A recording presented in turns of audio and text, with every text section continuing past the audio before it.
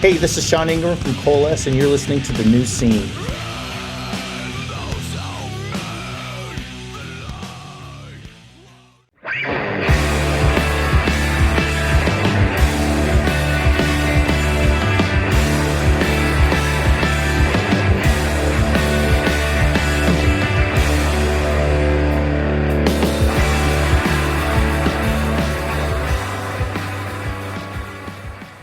Hello, everybody, and welcome to The New Scene. I am your host, Keith, and we're back with another brand new episode. And on the show this week, we have Quinn Murphy of Love Letter. We know Quinn's music. We love Quinn's music. Verse put out some great records back in the day, and we talk all about that band and their history and the breakup and the reunion.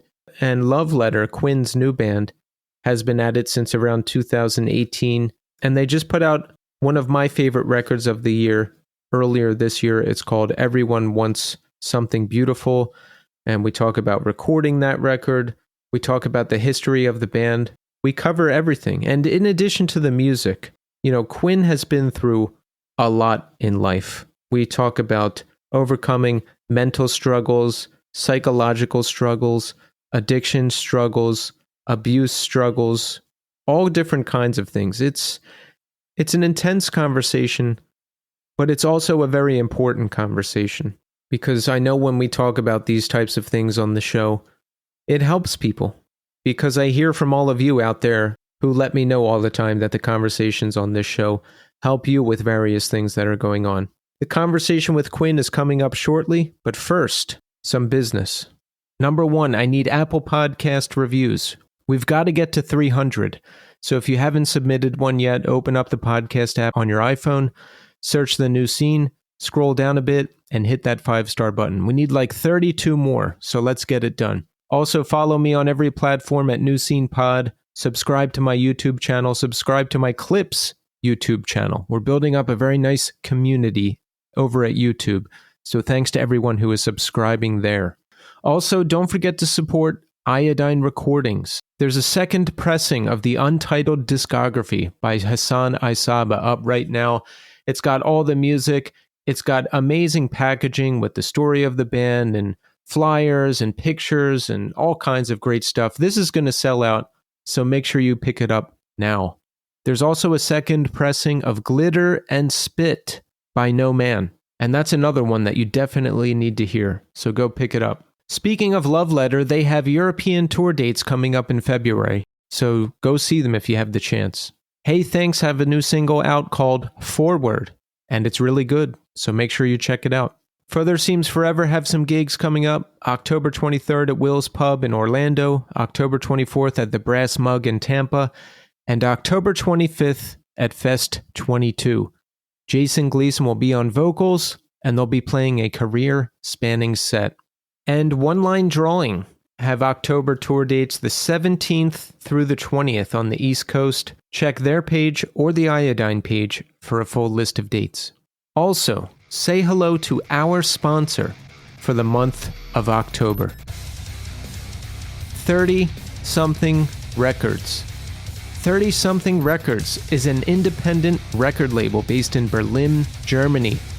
It was founded in 2019 by Matthias and Maren Bacher, and they've got a great lineup of bands on the label. Far, The Fire Theft, Star Market, Pop Unknown, Orange 9mm, reissues, new releases, a ton of great stuff, so make sure you check it out. Here's some updates. Pop Unknown, The August Division. This is the second full-length from the Texas greats Pop Unknown. The August Division has been fully remastered for the first time on limited vinyl. It's out right now, so go pick it up. Star Market, 4-Hour Light, plus a new 2-song 7-inch.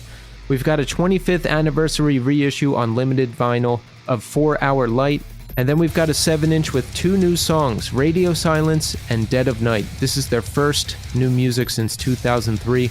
And I was just listening to Radio Silence earlier today. It's really good melodic post-hardcore, so if you're into that sound, you'll love Star Market. Definitely check it out.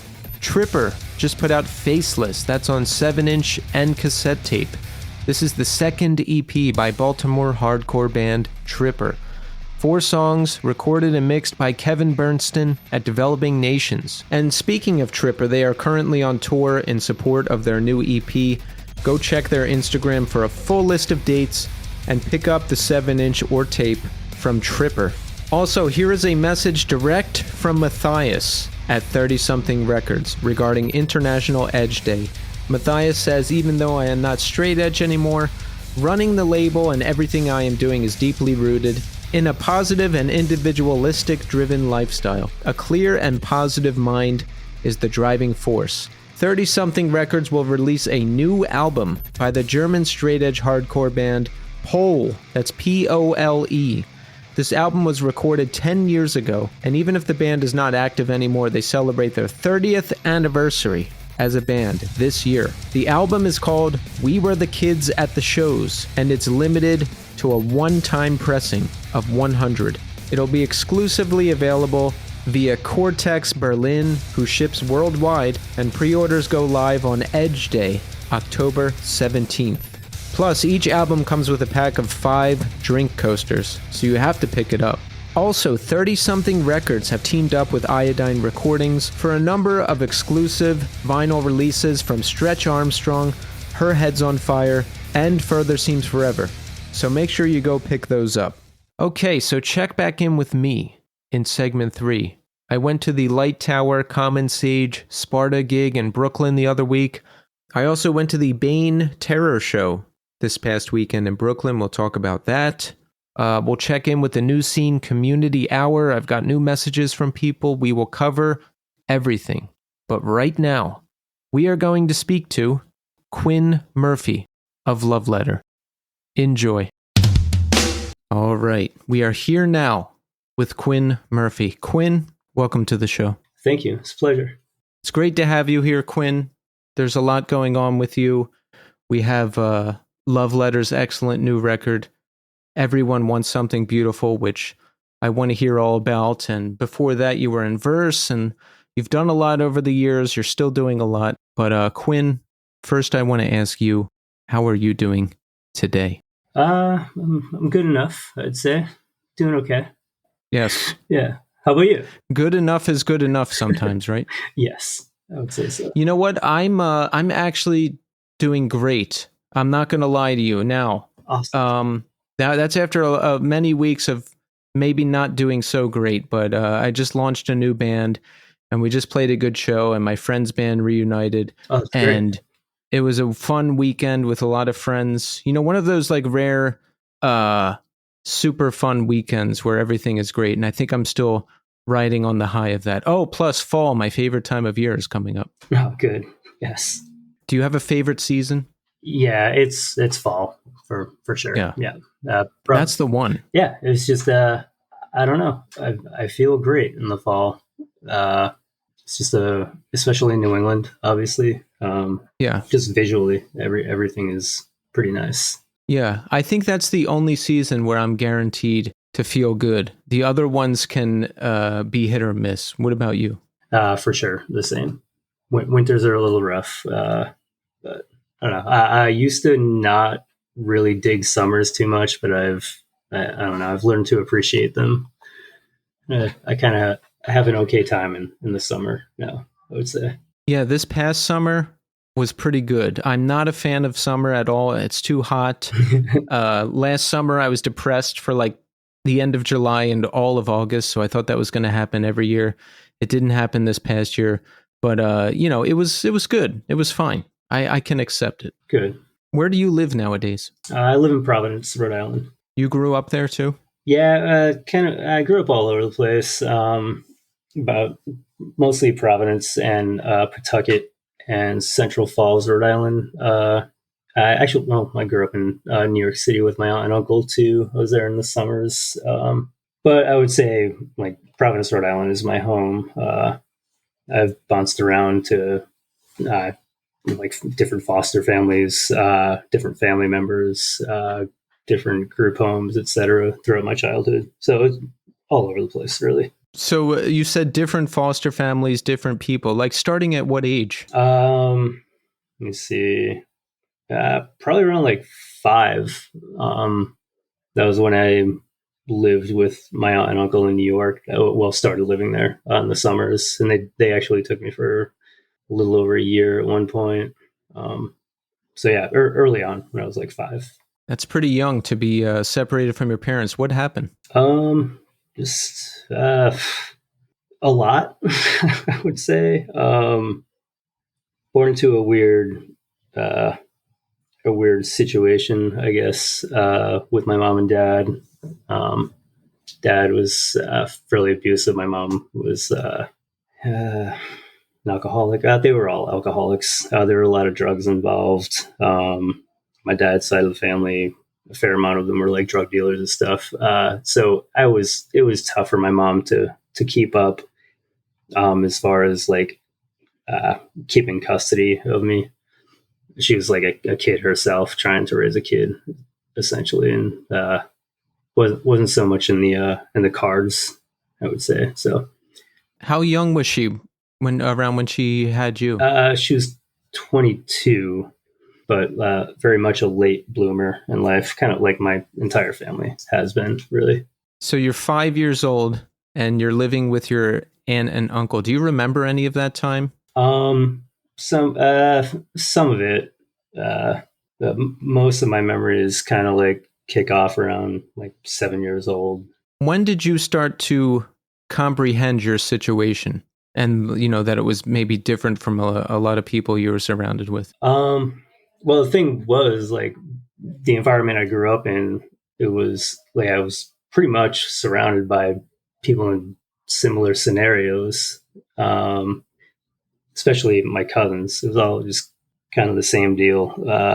My dad's side of the family and my mom, like we lived in housing projects and stuff, Section 8 neighborhoods, but we always like were kind of like close by to each other. It was really weird how that worked out, actually. But it was just the same environment. All my cousins, my aunts, uncles, they were all kind of struggling, going through the same stuff. It was the same kind of trauma with the entire family, really. I see. So it's all familiar to you and your surrounding family. Yeah. So I didn't really recognize that anything was out of the ordinary so much. My aunt and uncle had, I mean, they were like, okay, like money wise, they were financially stable. And that was kind of like how I got to see, I don't know, like a duality, like just growing up in poverty, not having much, with my mom and dad's side of the family.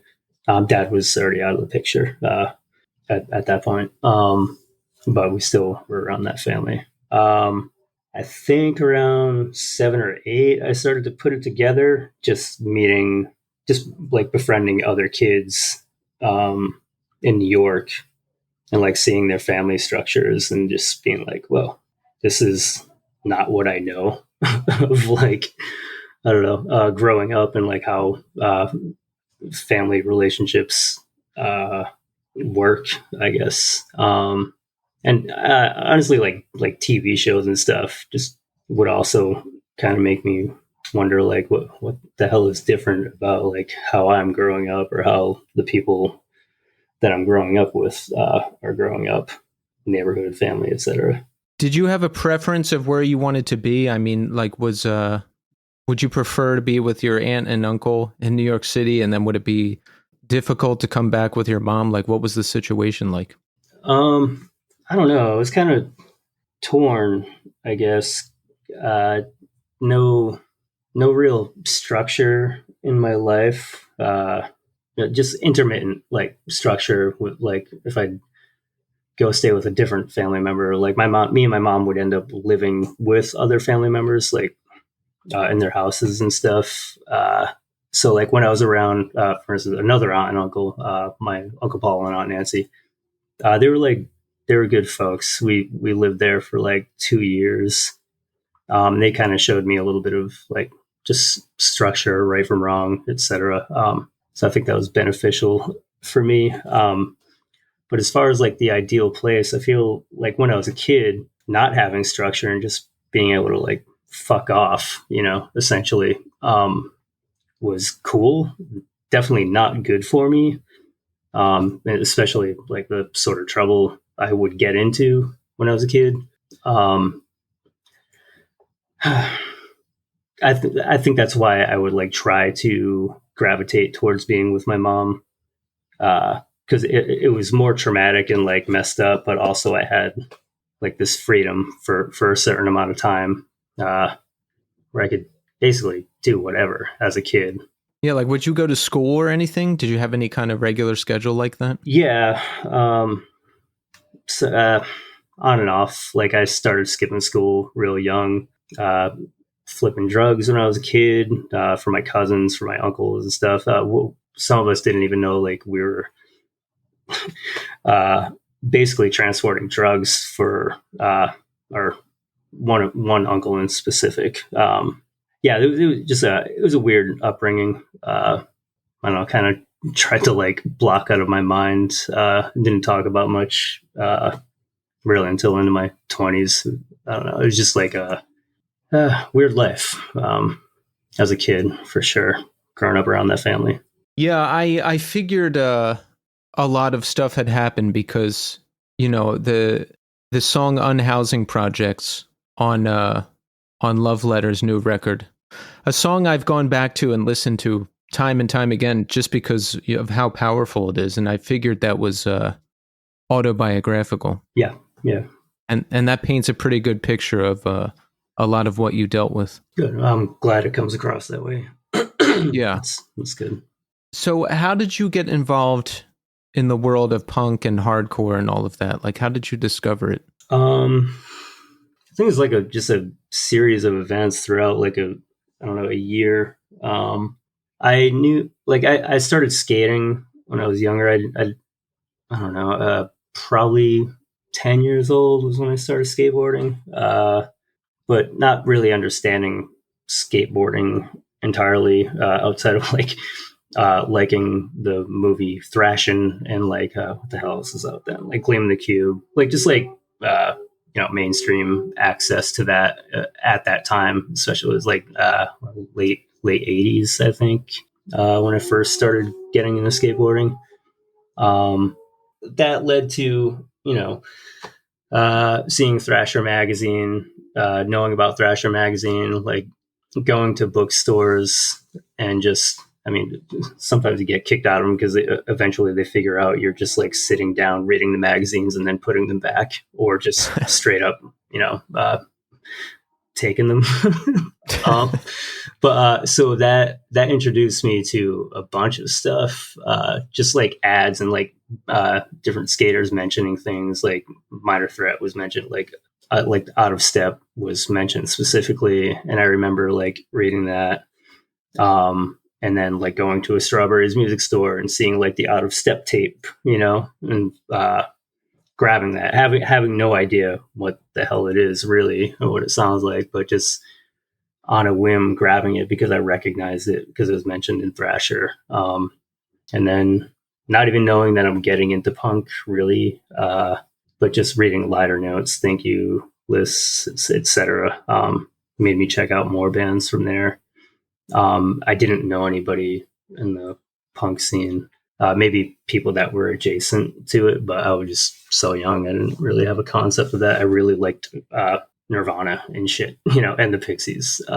So yeah, from there, I think I was 13. No, I was 13.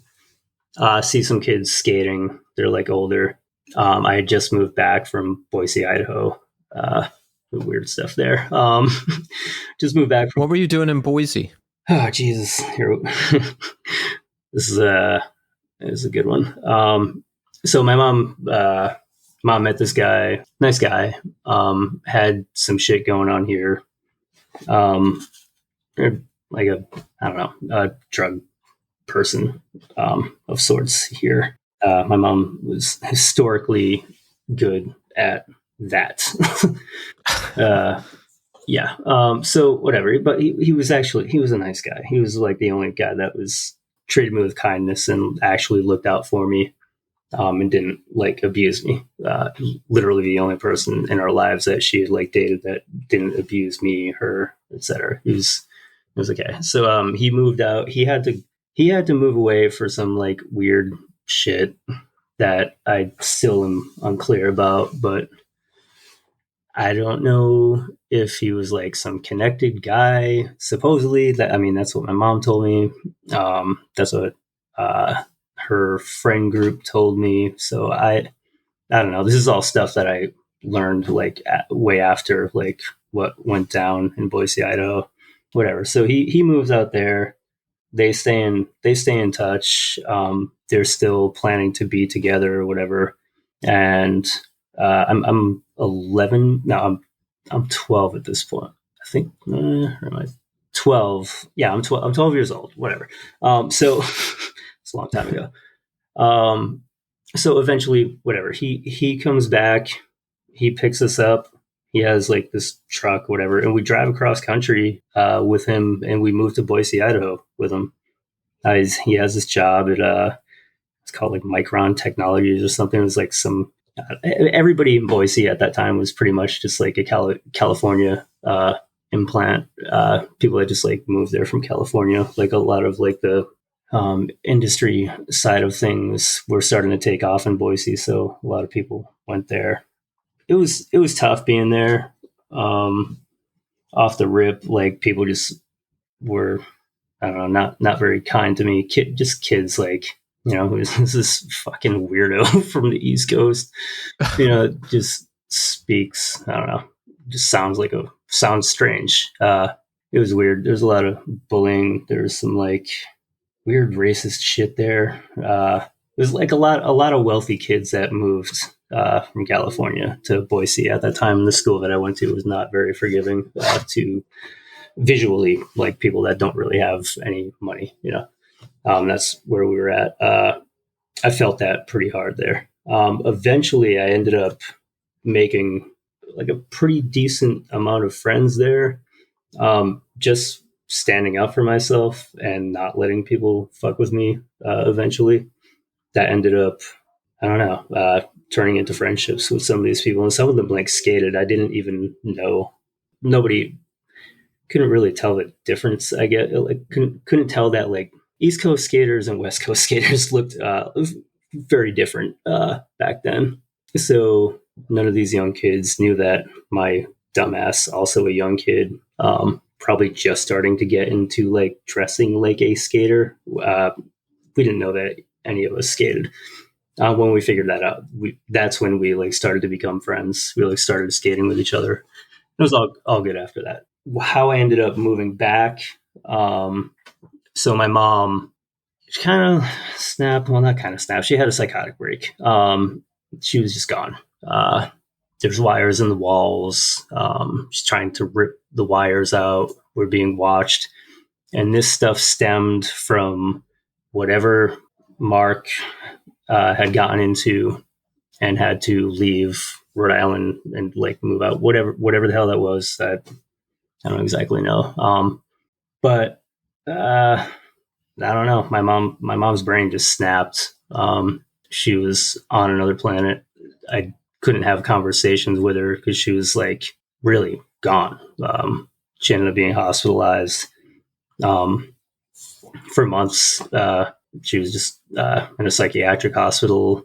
They didn't think like she was going to snap out of it. They weren't sure what to do. Everything was very up in the air, and life just got even crazier at that point. So, sorry, this stuff is like a little tough to talk about. Jesus, my mom's in the psychiatric hospital. Mark is talking about like maybe adopting me, taking care of me, and I'm like, I'm good with that. I remember being good with that. Like, I actually thought this person cared about me. And he's literally taking care of me for months, like making sure I'm at school, making sure people aren't like beating me up, making sure like I'm standing up for myself and like in a good way. Like it just like really stepped up and then talked to me about maybe like adopting me. That was I think like a few weeks before my birthday, a month, 3 weeks to a month before my birthday. He's talking about that because like it just doesn't, who knows how long my mom's going to be there. And there's family members don't know what to do. They can't take on a kid. My aunt that I would live with also schizoaffective, well, paranoid schizophrenic, but I think it's under the blanket of like bipolar 1 now. But she has like psychotic episodes that last for months, and I didn't know that when I was a kid. And part of me being there was like actually trying to help her be okay, and I didn't even know about that until I was like a teenager. But whatever with that. So yeah, birthday trip. We would go like rock climbing and stuff. Mark would take me rock climbing. There's this plateau that overlooked all of Treasure Valley, which is like Boise and surrounding areas, called Table Rock. Cool spot. Like we would go up there all the time. Basically, this guy was like my best friend, and like a father figure type, like somewhat of a father figure type that I like never had. So I don't know. It's just that was cool. He, on my birthday, he brought me up there, and he fucking fell off the goddamn plateau in front of me. He was like, I don't know, 45, 50 feet up in the air. I heard a little pebble, and I turned around. Like I heard a little pebble like hit the ground, and I turned around, and he was just falling. And I watched him fall. It's just like, just gone. He's just gone. Like right in front of me. It was I don't know, that was crazy. He didn't die immediately, but I had to go get help. The person up on the top of the plateau didn't like believe me, until I finally got like screaming at him like a lunatic. I can imagine he was like freaked out and didn't know like what the fuck was happening. But then I got him to look over the edge, and then he saw Mark down there, and then he drove off. I'm watching him try. He's going to get help. Like he's apologized. He's like, "I'm so sorry. I'm going to get help right now." And then he drives away. And I watch him like driving down the winding dirt road to like the closest houses, like housing developments that are like, I don't know, that snake up to Table Rock. And then news crew, helicopters, just all sorts of shit are just everywhere. Paramedics are down there. I have news cameras in my face asking me what's happening. And I'm just fucking in the middle of all that. In the middle of all that. That's terrible. It was insane. Then get to the hospital. Like he was kind of breathing. Like I knew he was gone. I knew he was gone. But he's still like kind of breathing. I had to like take blood out of his like face so he could breathe. It was just fucking crazy, man. So whatever, I get to the hospital, and then my mom, it's the same hospital that my mom's at. So I have to talk to my mom about it. I have no legal guardian. I have no like anything at this point. People don't know what to do with me. We get in touch with my uncle, who's in Richmond, Virginia, who is going to like fly out in 2 days. So I'm just nobody knew what the hell to do with me. I don't know if they told my mom or not, because she could have been like that far gone. I hadn't talked to her, and I hadn't visited her in like a week. But when I got in there, she's just screaming, "What happened to Mark? Is Mark okay? What happened?" And I'm like, I don't think they told her. Like maybe they did, and she didn't grasp it. But seemingly, I was the person that broke the news to her.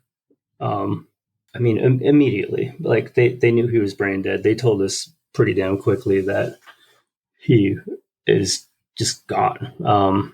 His parents flew in. His parents were actually very helpful.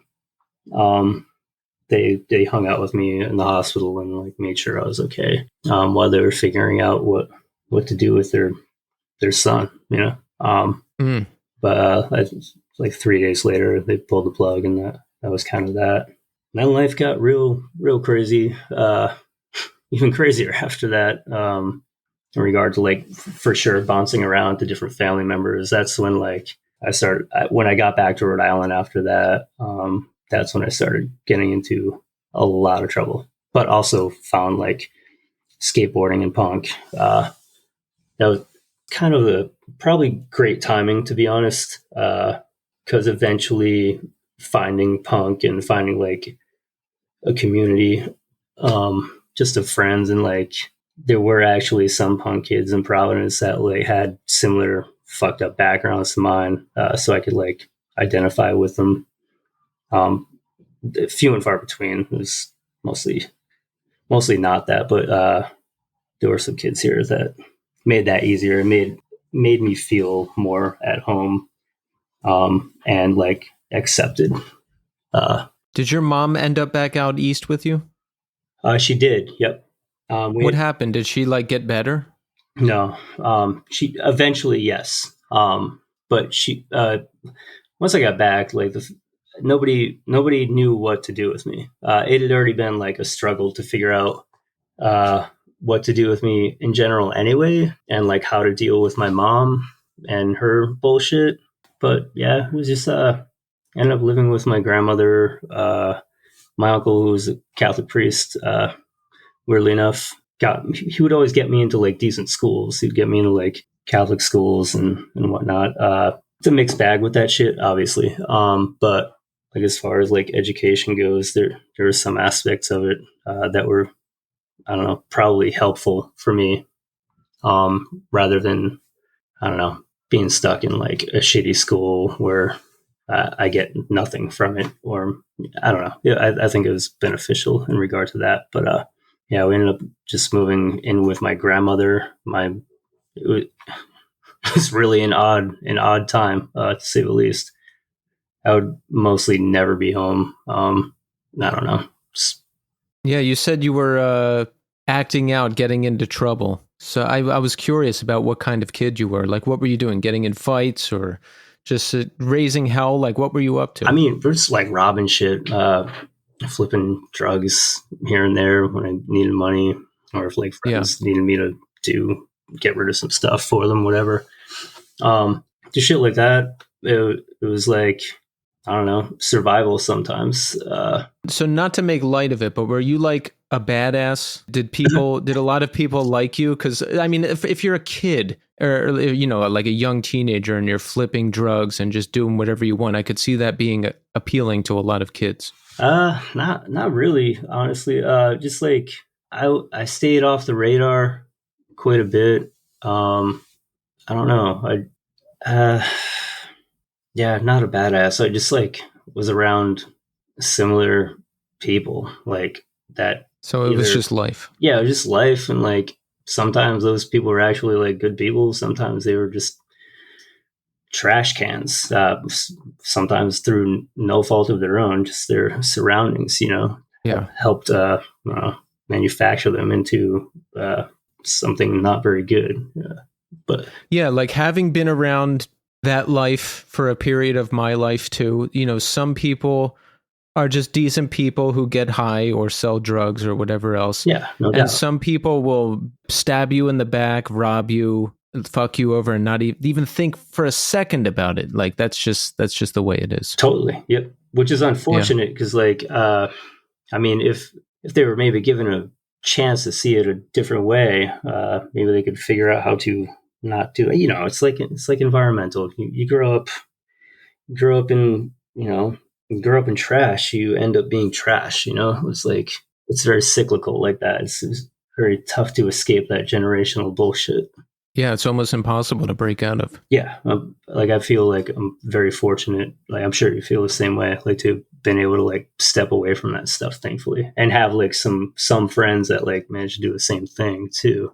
Yeah, hearing your stories, I can feel a lot of connection. I didn't go through exactly what you went through, but I was there when my brother died, and like I was there when my mom found out, and she had a whole psychiatric thing for a while, and there was that to deal with. There was a lot of time alone because my dad would just be at work or my mom would be incapacitated, and just I don't know. It's to come through all of that and have any kind of semblance of a normal life is a miracle.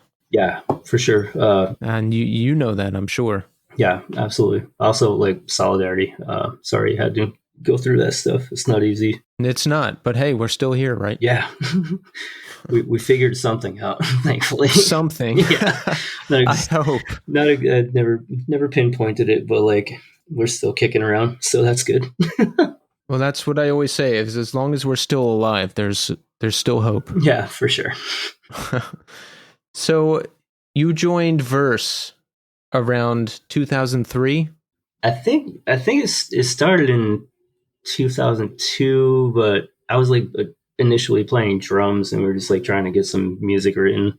So I read that, yeah, you were playing drums and you asked if you could move to vocals and they could find a different drummer.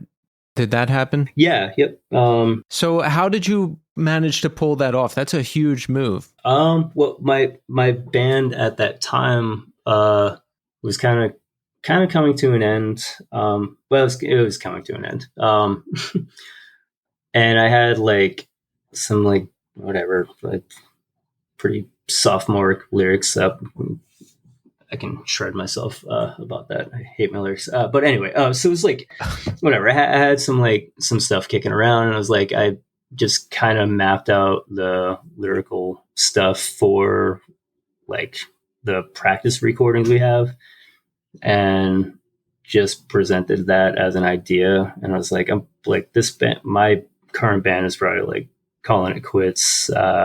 What if we did this? And I just switched over to that, and they were into it, which was cool. Around how old are you when you this band is getting started? 22, 23-ish, I guess.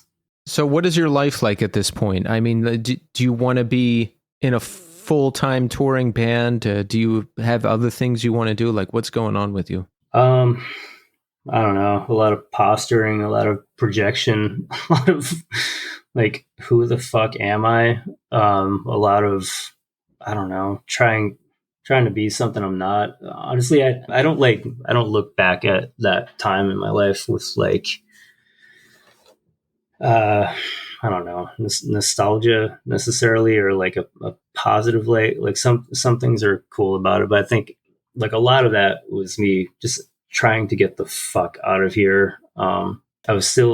I don't even know where I was living at that time. I might have been homeless at that time, or like crashing in somebody's basement or couch or something. I don't even remember, but that was like pretty much a lot of my life throughout my 20s.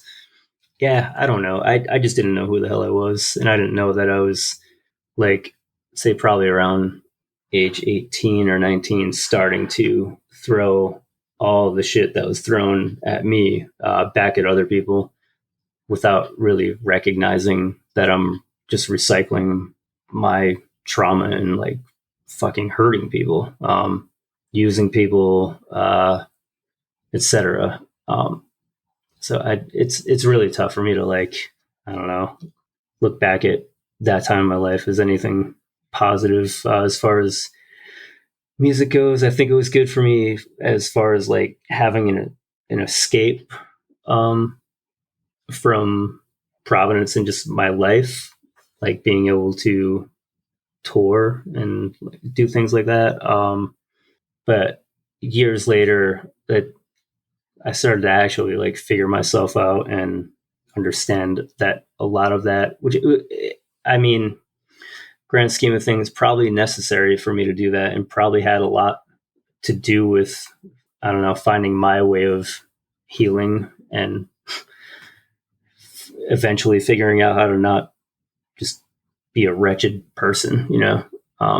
It wasn't all bad. Like, there were certainly good aspects of me, but they're, in my mind, they're like, I don't know, I guess overshadowed by any of the dumb shit I've done or people that I've hurt, etc. I'm pretty hard on myself in regard to that too. A lot of guilt and shame issues, obviously. Yeah. But I can understand that though, because in my 20s, there's some good things to look back on. A couple bands I was in that I did, and well, I don't know. You know what? Now that you mention all of this, now, let me think about this. Yeah, it was a pretty selfish time. I was hurting. I didn't realize I was hurting so much, though. I was completely insecure. It was a lot of posturing, like you said. I've been in good relationships that I just threw away because I was insecure or I was just obsessed with what else was out there. And yeah, it was just a lot of me. And I was mean to people, and I made fun of people that I thought weren't as cool as me, or it was just, it's just a lot of dumb shit. yeah, I feel that. Like, I mean, maybe it's like a more common than we think. I don't know, varying degrees. I'm sure, but I was going to ask, like, it must have been good to just be out on the road touring in a band and playing shows, right? Because that has to be a better life than whatever you were experiencing when you were home. it was so much better. Like the escape of that, like, and it was like pure, like it was just escapism bullshit. Like just running from, my trauma essentially. Um, never actually working through it. But still, like, at least getting away from it and getting away from what I could potentially fall back into, which is nothing good, at all. So yeah, it was beneficial at the end of the day for me to get out of my hometown and get away from the trouble that I could get into there. How did you feel about the band and the music and the scene? I mean, were you passionate about it? Did you like the music? Did you like other bands that you were playing with? Yeah, absolutely. I've come to realize there are very few bands that I'm just like, I like this band because, I heard their music and it just blew me away. And like, there are very few bands like that, but I, I've realized mostly I just like when my friends or acquaintances and stuff make music because I have some sort of connection to them, and it like transcends genre really. Maybe not so much back then, but it's like there could be a band that is just like not my taste at all. But I could be friends with two of the people, hang out with them, and then, watch their band play. And I start listening to their record, and it might clash, I don't know, like crazy with what my tastes are, but I end up liking it, like genuinely. I end up, I don't know, almost like falling in love with some of my friends' band's records because of that stuff that sounds nothing like the stuff that I just get into naturally, like without knowing a person in one of the projects or bands, artists, etc. So at that time, it was nice to befriend bands of, the same genre, but that maybe just sounded way different than what we sounded like. And I don't think like as far as our tastes went in verse, we probably should not have really sounded how we sounded. But I don't know. It's just kind of like what we ended up making. Like a few of us really like crusty stuff, and we're from like Providence, so like we love Drop Dead. We love like really fast hardcore and stuff, but it wasn't exactly what verse was. So how did you end up sounding like Verse if the influences were so different? Is that just what came out? Like an unhealthy love of Into Another, Burn. What else? I don't know. I'm trying to think of like what else we were like obsessed with at the time. Super into Failure, Fantastic Planet around like when Aggression came out. That might show a little bit in that record. Honestly, Into Another and Burn quite a bit. Nice. Yeah, that was kind of always there, I think. So the band broke up around 2009. What happened? I don't even know. It was just time. Maybe we had all this stuff like in front of us that was like, I don't know. It got like weirdly not easy. Like comparatively to now, it's still like fucking difficult to like tour and do everything. But I don't know, Aggression came out. Two of us stopped. Well, I think like all of us had stopped being straight edge. That didn't really turn into much of a thing. Luckily, I don't know. We didn't get as much shit as I thought we would get for that. I, I don't know. So I don't think that like actually had anything to do with us splitting up. I've seen that said before, but that wasn't it. If anything, like more people started coming to our shows, and like, which was also like weird, but like it seemed like we got like a fair amount of like new, like more punk oriented kids, like politically aligned kids at our shows after that. I don't know why, but it just kind of lined up that way. I think we had like a few like bigger tours lined up, and all of a sudden it's like it wasn't like us and our friends band, like, like us and Have Heart are going to do a tour, or us and Guns Up, Killing the Dream, Allegiance, Go It Alone, etc. Like it wasn't like that anymore. It was like, all right, now we have to get ready to do this House of Blues tour for, I think it was like 2 months with Newfound Glory.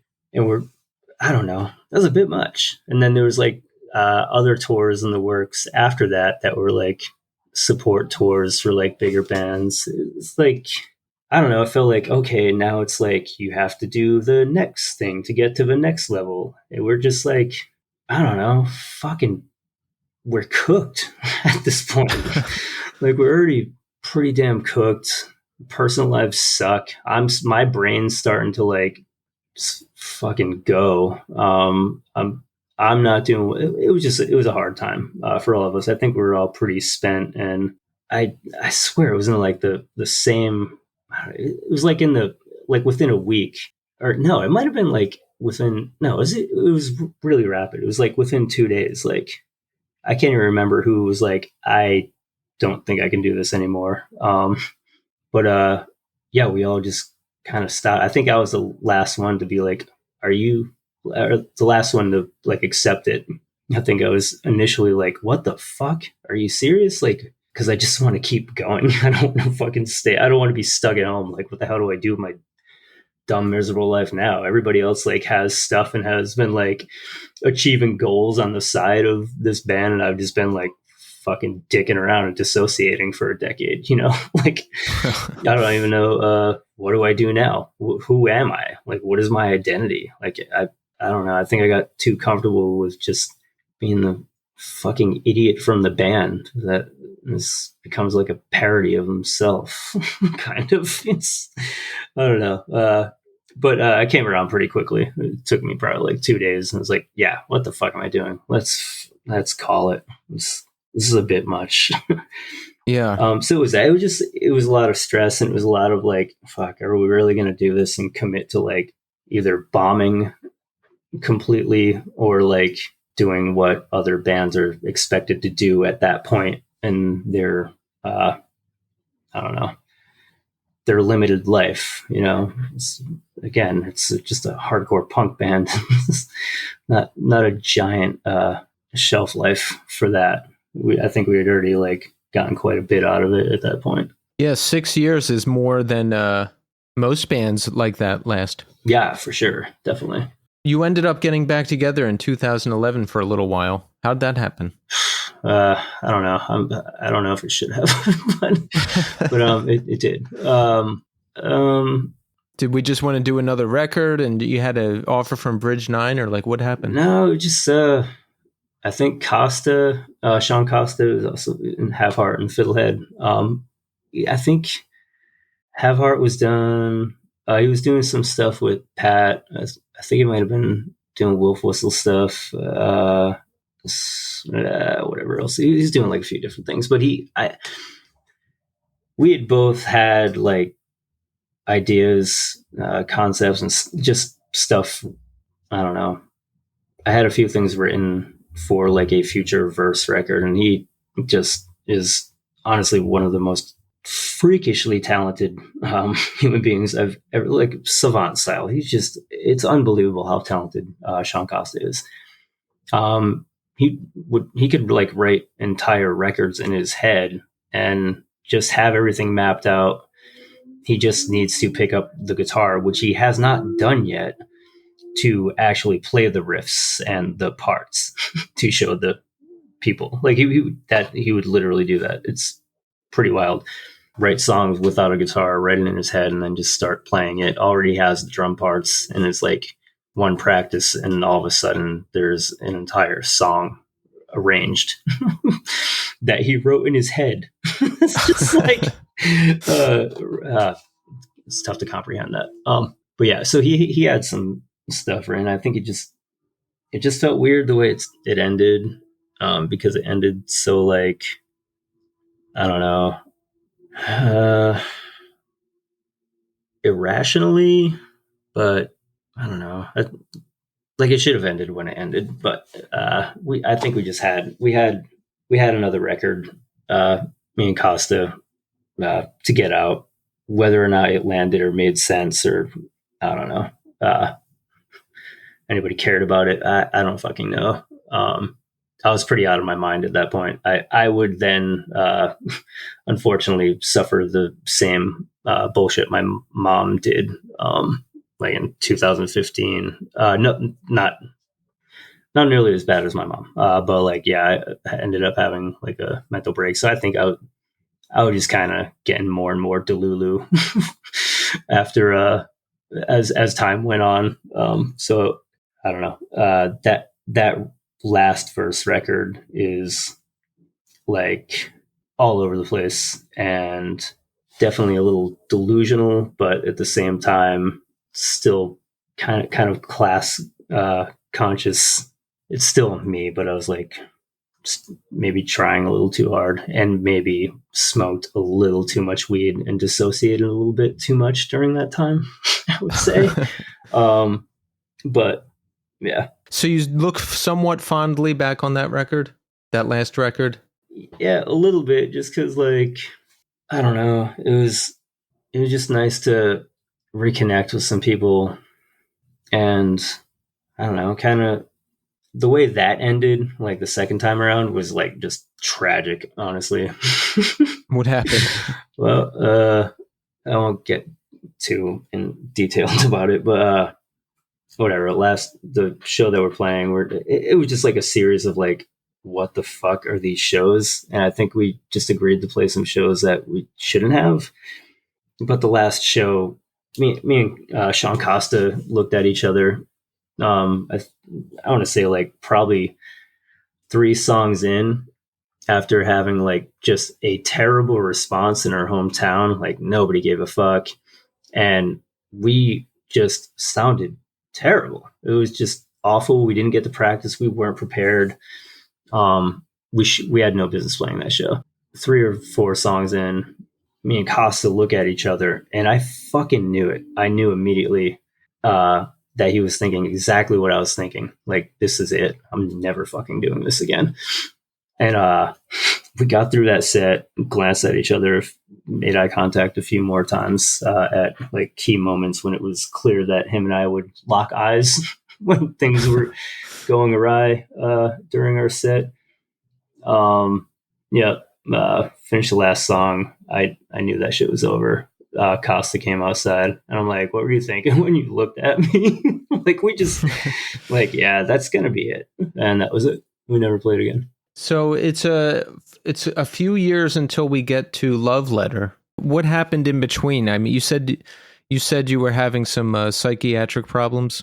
Yeah, I've been having psychiatric problems my entire life, really. Even as a kid, like I had like being in group homes and stuff. I got prescribed stuff that I clearly have some sort of test subject for, like lithium, being prescribed lithium when you're a 15-year-old kid. I don't know. There was a lot of shit like that. But I was mentally ill, like as a kid. There were obviously things wrong with me. But being in state care and then bouncing around with family members, and given the times, I don't know, just went untreated and maybe exacerbated, and also maybe I was exploited a little bit by that industry as well, being in a group home for a limited amount of time. But yeah, so like I had been seeing therapists on and off for the most part, not a whole bunch in my 20s, because just trying to escape everything and like, I don't know, just legit blocking a lot of stuff out of my brain, burying it. But all that stuff was back in my 30s. So I had been seeing a therapist and had a psychiatrist, etc. Finding the right one, and finding out what is actually wrong with me and how to get treated was another story, but I got there eventually. After second round of verse, just more self-sabotage, more poor fucking choices. I found new ways to just kind of sabotage things, not so much like, I don't know, fucking hurting other people and ripping other people up, but like just making poor life choices that I know will end, and I know that aren't like sustainable. But trying to choose things, relationships, friendships, jobs, whatever, that I like. It's pretty obvious now. Like, no fucking way were things sustainable in regard to my choices, but I would still try to make a go of it. So that was like, I learned how to just self-sabotage in different ways. That kind of caught up with me 2015. I don't know. My brain just kind of broke. It was nothing like at the time. I'm like, oh fuck, my partner left me. What the fuck am I gonna do? But it was not that at all. That was just this thing on the surface that happened to make everything spill over and make me revisit everything. Shit that I had buried, whatever. Then I ended up in psychiatric hospital for a while, and I'd been before, but not for that amount of time, and just not being like that far gone. I was like, I couldn't talk. I just like, I didn't know what was going on. I really like, I don't know if you've ever been on like SSRIs, SNRIs, etc. Just like, psychiatric meds, but like you have this like detached feeling sometimes, like you feel like you're playing a video game of your life, like, and like if you've been on them, you kind of like understand that. It was like that, but way worse.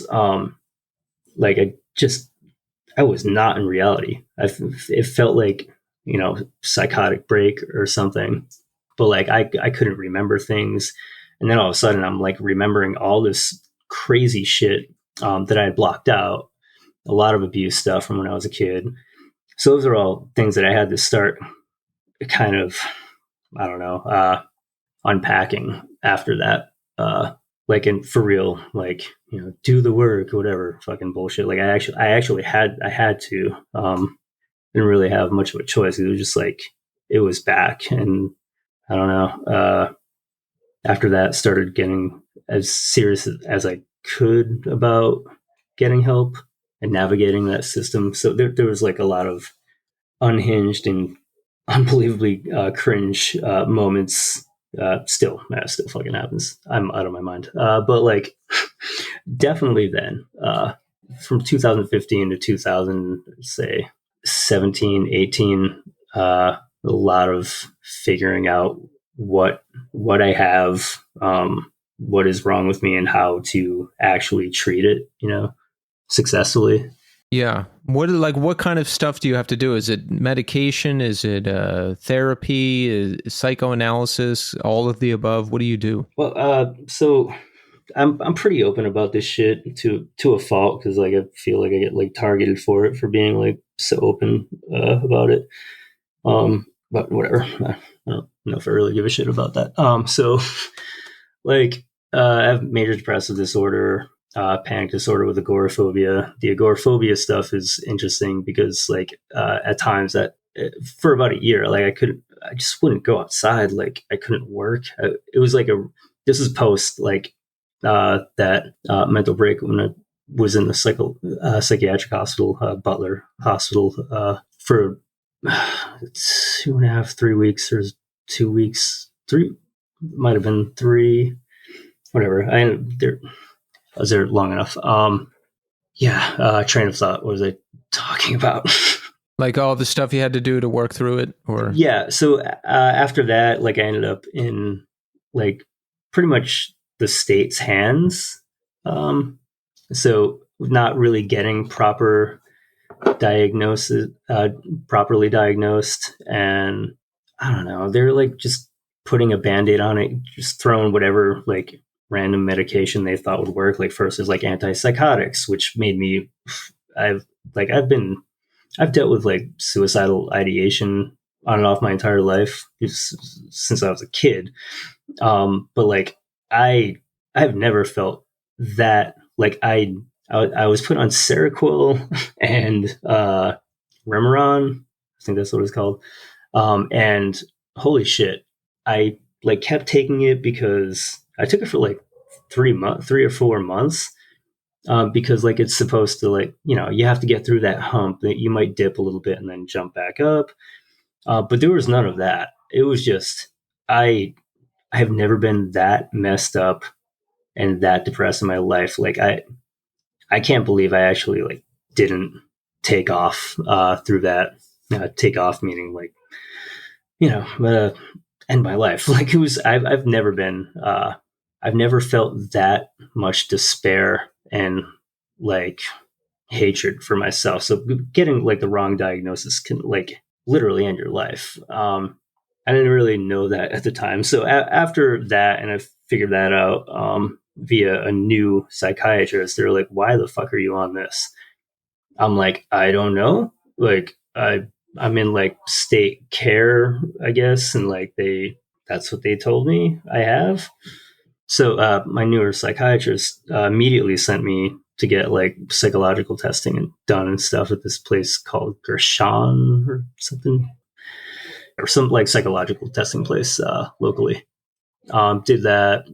She had me go for a bunch of different stuff, and like figured out a lot of the stuff, and like the complex trauma stuff manifested in severe ADHD.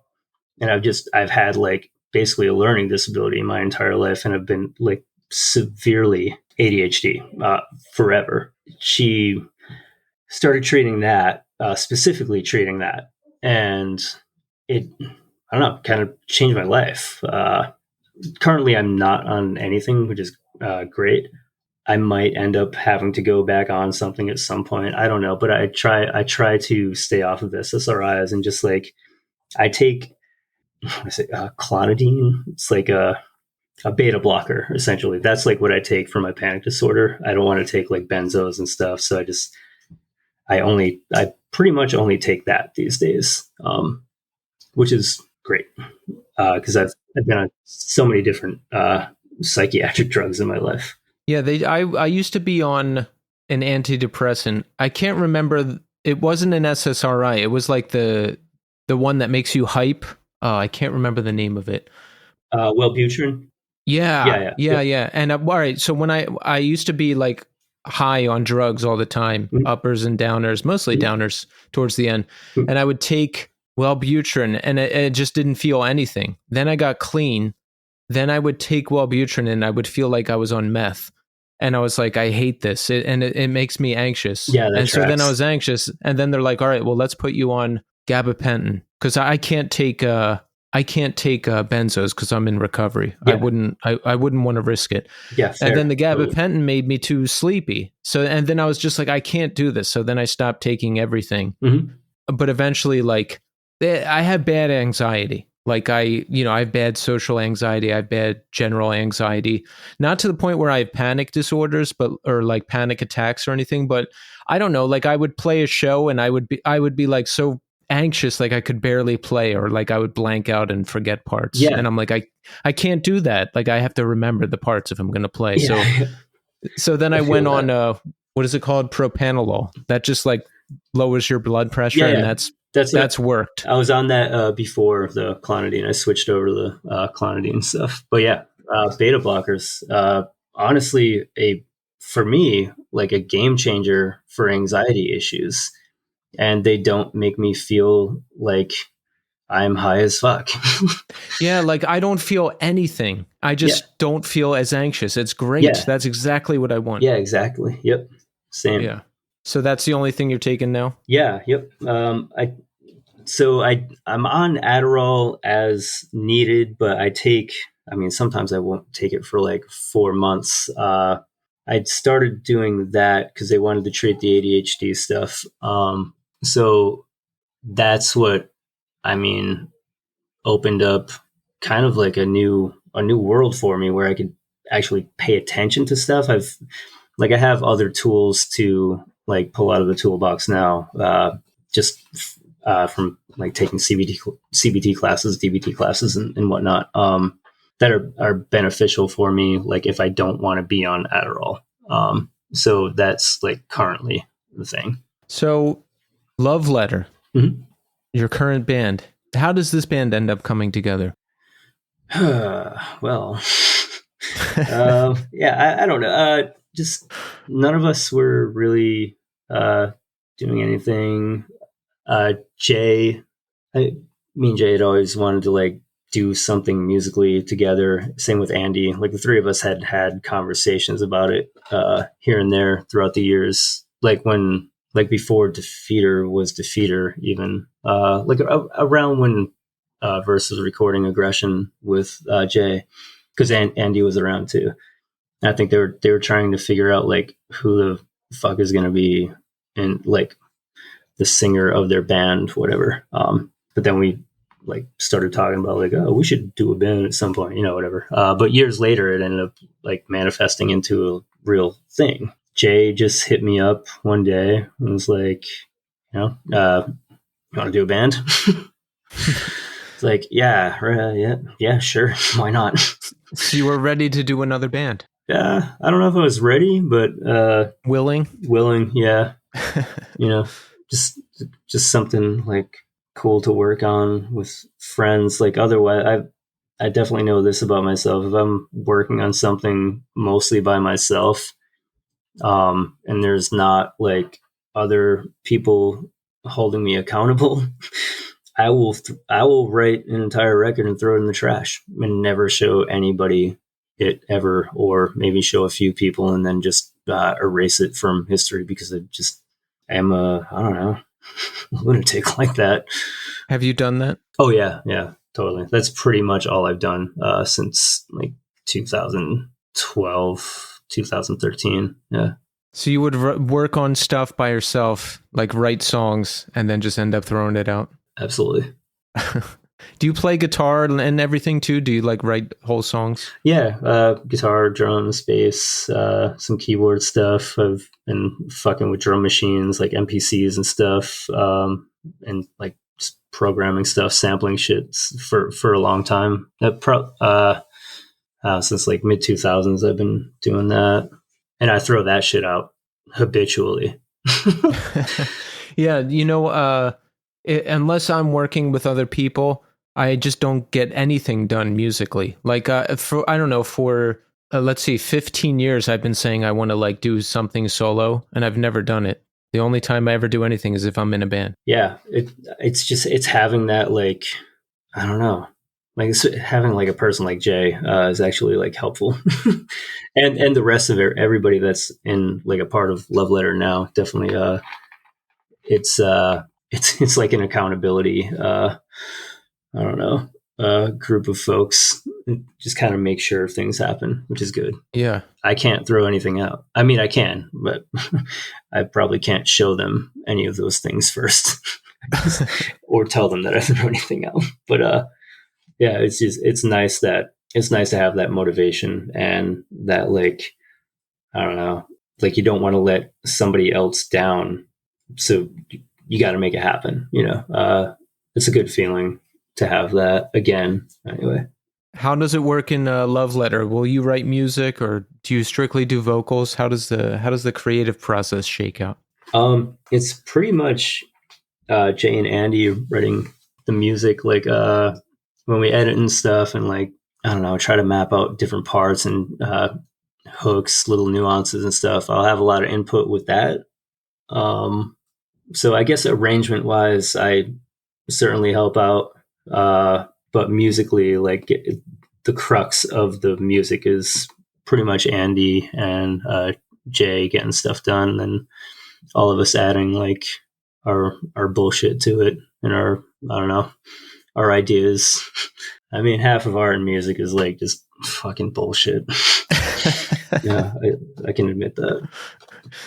We all add our own personal bullshit. Yeah, totally. And that's what makes it beautiful. Yeah, I'm not going to put a carrot on the fucking wall, and like drive a nail through it and then try to come up with some brilliant explanation about why that's there. So, but you could, and then you could sell it for like $8,500. And that's why half of art and music are it's bullshit. I think there's a lot more of that in the art world because there's so much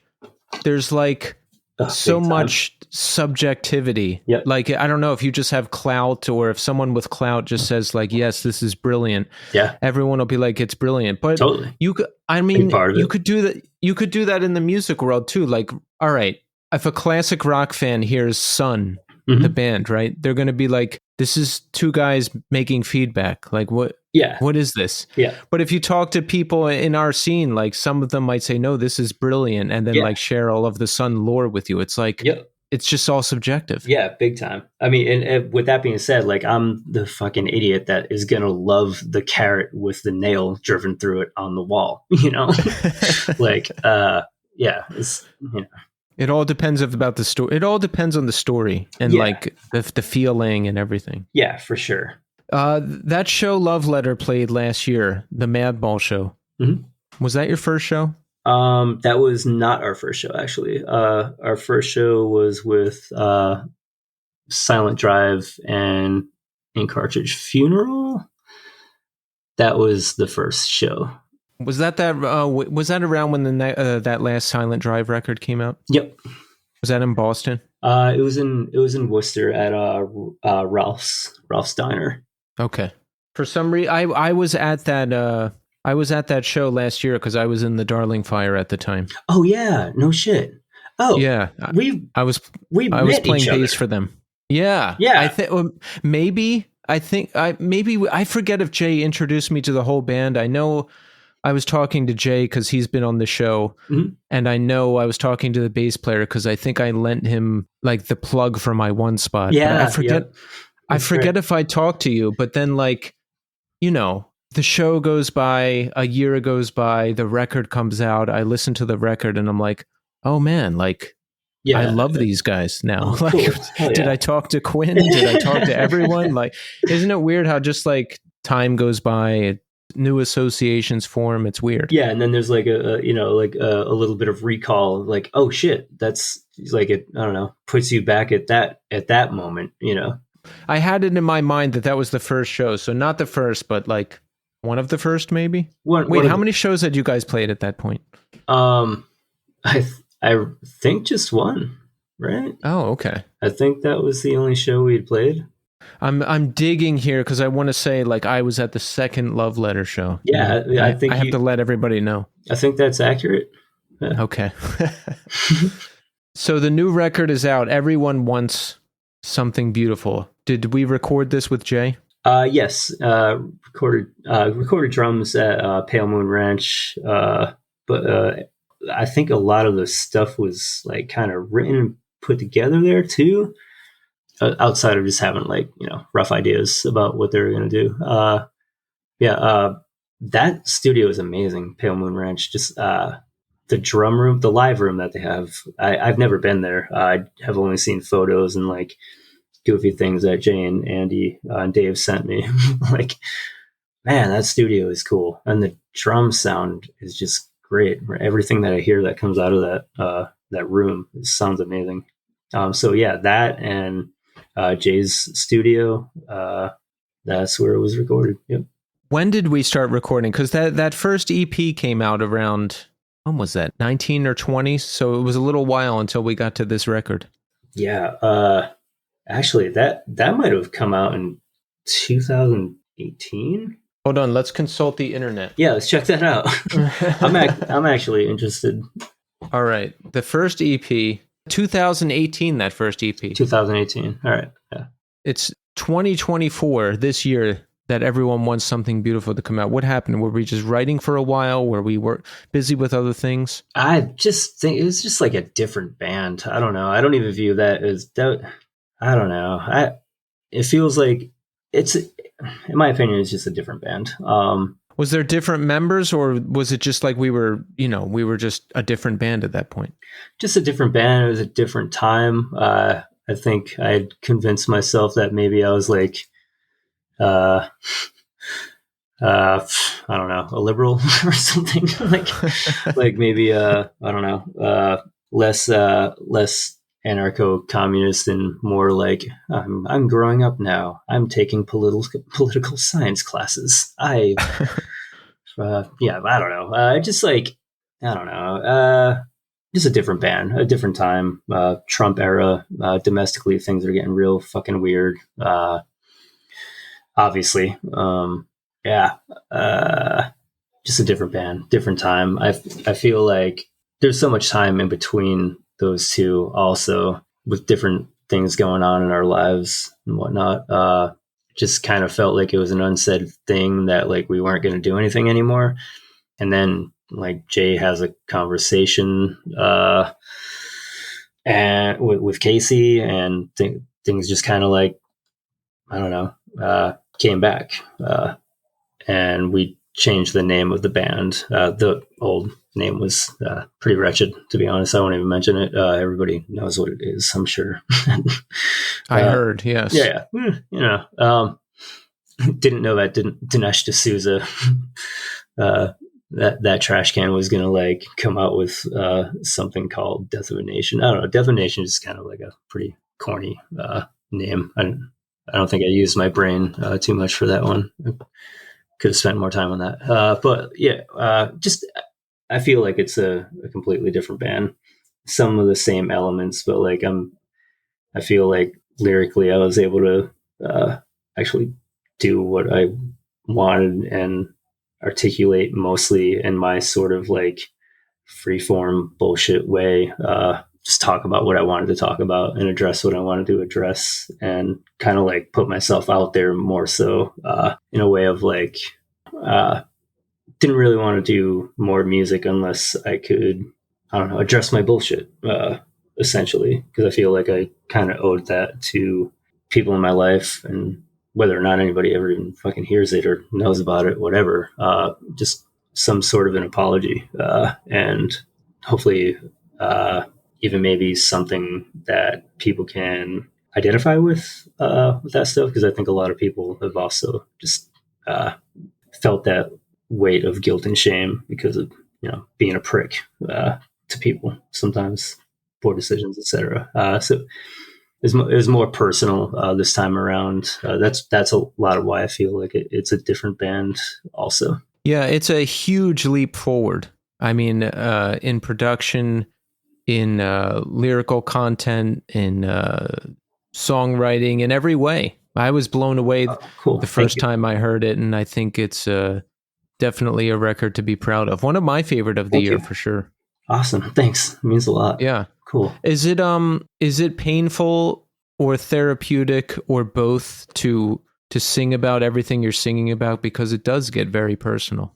Yeah, I didn't really like, I guess I didn't really think about it too much when we were doing it, if it was going to like be something that, I don't know, it was going to like fuck me up having to talk about and revisit. But either way, I figured if it is something that, conjures up some bullshit and, makes me upset and is tough to work through, I just figure it will get like easier the more I do it, and which overall could end up being a good thing for me personally, just to be able to address some of that shit and even like have conversations with other people that have similar shit or whatever, Yeah, these things help people. Yeah. Music especially, because people connect with the lyrics and maybe they're going through the same thing. And even these conversations I have on here with artists like yourself,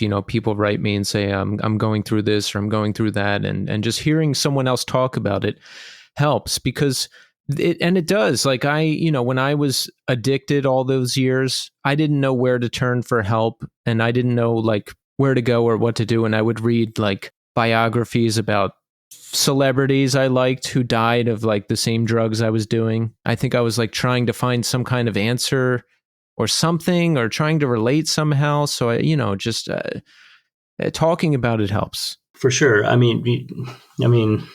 Yeah, anything like in that ballpark, just having like I don't know, an anchor, or like if somebody opens up a window for you to maybe talk about that stuff, you have like a similar scenario or story or feeling, whatever.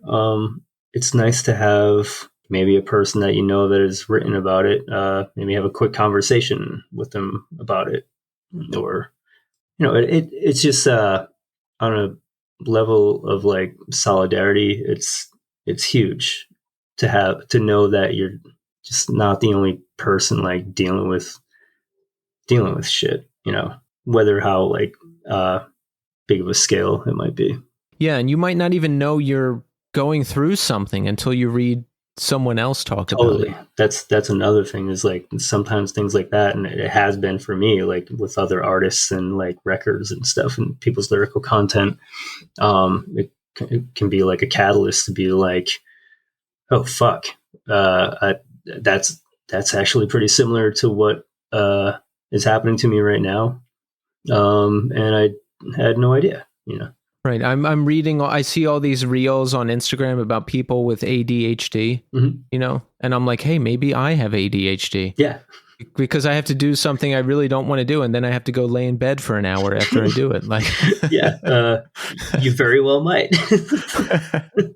I'll check with my psychiatrist next time I go back. Yeah, do it up.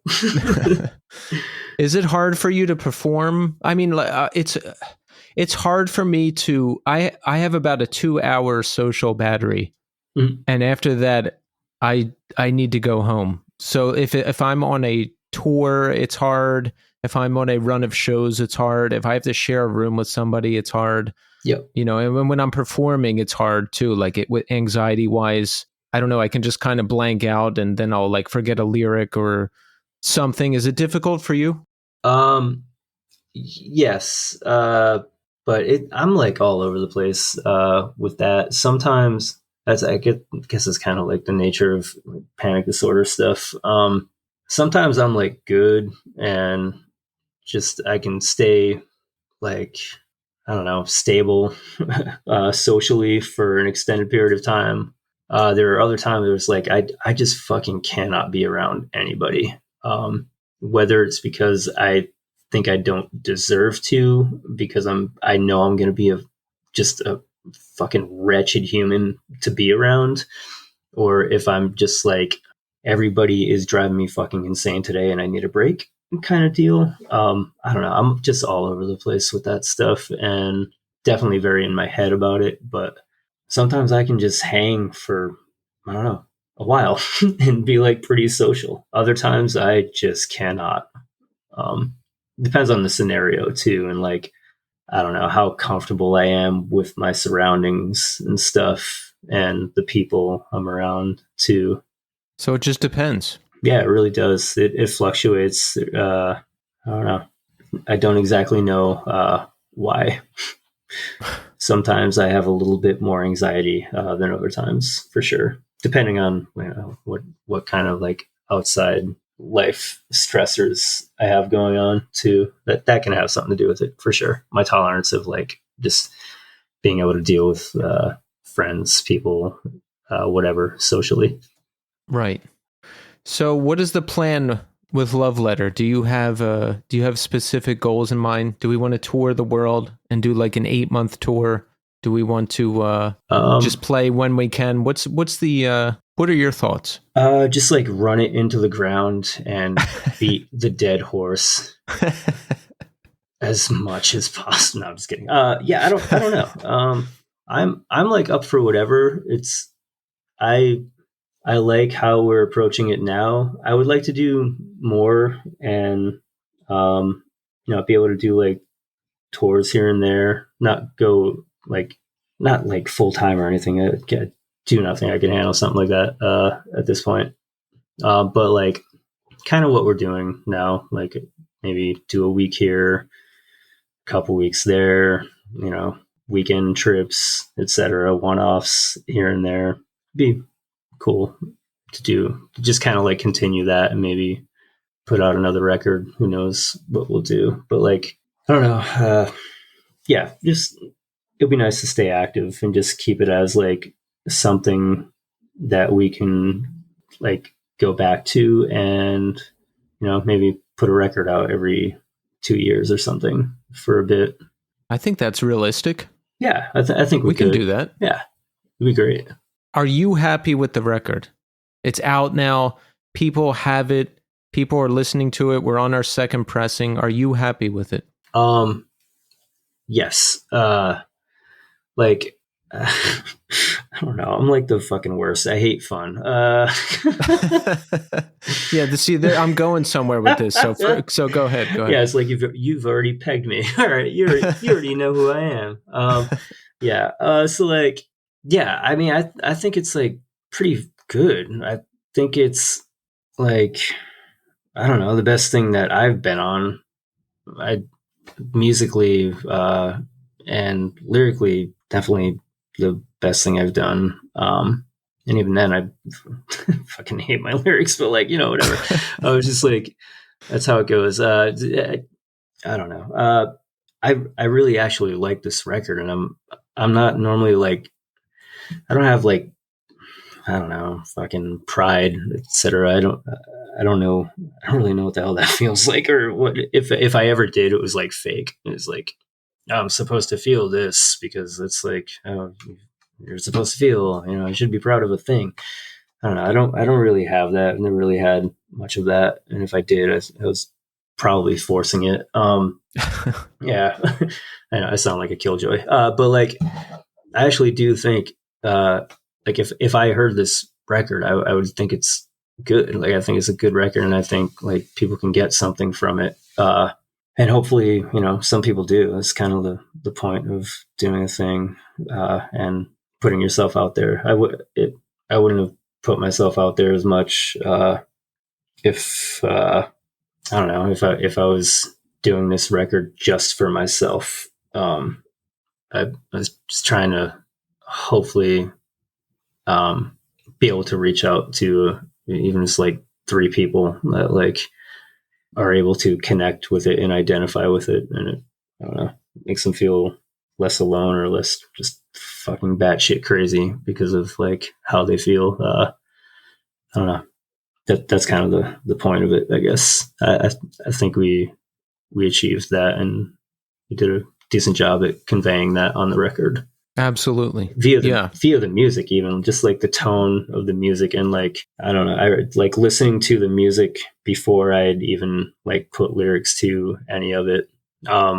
Just some of it is very like visceral, I guess. Like, so it really, like, some of the music just kind of, it can put your head in a certain place. Like you can picture yourself. I don't know. It's very helpful, like lyrically, when you have music that just brings you to a place already. So it's like you already have, like, you have a jump off for your narrative even. It gives you the feels. Yeah. When it gets heavy seriously, and those leads kick in, yep. I get those musical chills. That's what I'm always in search of. Yeah, same. Yep.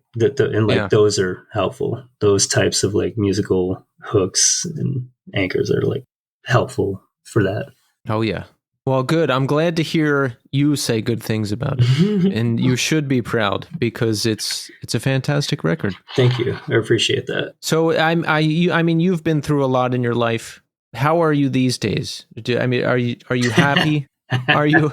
When was the last time you were really happy? Oh God. What happened? Dude, I don't even know. There's got to be a time. Yeah. It was like, bring it back to Into Another again. Like a lyric that always like stuck in my head was like, what was it? I've never been happier, although I must admit I've never been happy at all. It's like been, I don't know, it's never left my brain. Like, fuck, why do I still feel like that? But like, yeah, I mean, I just don't know. I don't know. Like, there are moments of happiness and like bliss, never content. I've just never been in that kind of like position. I'd say mostly because, like, financially speaking, like I've never been comfortable. I've come from shit, and I've never really managed to get out of the shit via my own fucking life choices and like outside uh, things that I have no control over. It's kind of keeping you in place. So I don't know. I just don't have a good grasp on what like happiness is entirely. Like, I know when I feel good and I feel like I feel loved, and I feel like I'm reciprocating that, and I like when I'm like, I don't know, it's tough, man. Yeah. And like maybe that's what like happiness is to me. I don't know. I feel like happiness could be like a subjective thing. That maybe this is my happiness, and I don't know it entirely, but that's like my level of happiness, and like a, maybe it's a comfortable level of happiness because it just has to be. Yeah, that's a that's funny. I've never really actually thought about that too much. Like, I know I'm like a pretty miserable person sometimes, but like, I don't know, a pretty dark sense of humor also. But Yeah, same. yeah, I mean, it gets. My friend just told me that the other week. He's like, you taught me that you could have a really sick sense of humor, and there's like other people out, because we used to just get like loaded and like talk about our family members Yeah, who died in like just a very dark way that only we could with each other. So yeah, it's like a whole thing. yeah. I feel that. Yeah, Yeah. yeah. Are your parents still around? Do you? I mean, did you ever talk to your dad again, or is your mom still around? No, so yeah, my mom is still around. It's been like a complicated, taxing relationship slash friendship, of like just an alcoholic. She I don't know, we're seemingly we're good enough now. But like revisiting a lot of that traumatic stuff, there's a lot of shit that I like, I don't know, buried that had a lot to do with her, and her her decisions, and her I don't know, lack of attention and lack of care, via just being selfish, and again, just kind of a kid trying to raise a kid. It's not entirely in the cards for either of us. So whatever, that's been complicated to work through, because a lot of the terrible shit that happened to me was literally on her watch, and is for sure on her. But it's tough to like. It's really tough to approach her with any of that stuff, especially since like she's such a fragile human being uh, in general, and I have like a grasp of that now. Again, it's like cyclical. It's recycled in my family. Like, she went through enough shit when she was growing up, and handed it to me. And then my dad's side of the family, unfortunately, there's a lot of bad stuff over there, that got handed to me. Again, on her watch, and some just friends that she would keep, like random people that would like be babysitting me, like just literally just abusing, sexually abusing, physically abusing, emotionally abusing. Like that's just like, that was my life as a kid. That's the stuff that I like buried for a long time, and that's the stuff that is like, I have talked to my mom about that, but when I started to actually, I don't know, uncover that stuff and focus on it, my mom had already been through like just enough things where if I dig too deep into this, and I don't know, make her feel that. Like I'm scared that it could fuck her up more so than she is. And I just weirdly enough, I don't owe her anything, but like I don't know. I just don't want to. I just don't want to do that to her, and I don't want to be like, this fucking happened because of you. Like, are you? What the fuck? You know, I just like I can't do that so much. That's the tough part. Is like I have to eat it. There's just things that like, because I've gone through this where like I went through years where like I put everything on my parents, and then it took me a long time to come back around and like start to be normal, and you know, and I'm talking in my personal situation, like a lot of that was on me, but kind of related to what you're saying. Like I know my parents' background, so like certain stuff I just have to. I wouldn't be able to go to them and say like, "Hey, let's talk about this," because they just wouldn't be able to see it. Yeah, the way I'm talking about it. So unfortunately, like, yeah, like what in your situation and in other situations, like you kind of just have to like deal with it. Yeah, totally. However you end up dealing with it, as horrible and as tough as that is. Yeah, for sure. Also, I mean, some of that stuff, I like. She doesn't know about some of this stuff. Like, I didn't. My life, man, my life and was. That's already, another thing. It's like, do I want to open this up to her when like when she's already going through so much? But but it's like an impossible situation. It really is. It's like I'm not going to have like much closure with that stuff outside of like other family members I've spoken with, and like a couple other cousins that had to deal with the same stuff when we were growing up, as far as like the sexual abuse and just that stuff. So like, I mean, at least I'm able to talk about it with somebody to get like, I don't know, some sort of closure about like what the fuck happened to that side of the family and some of us as kids.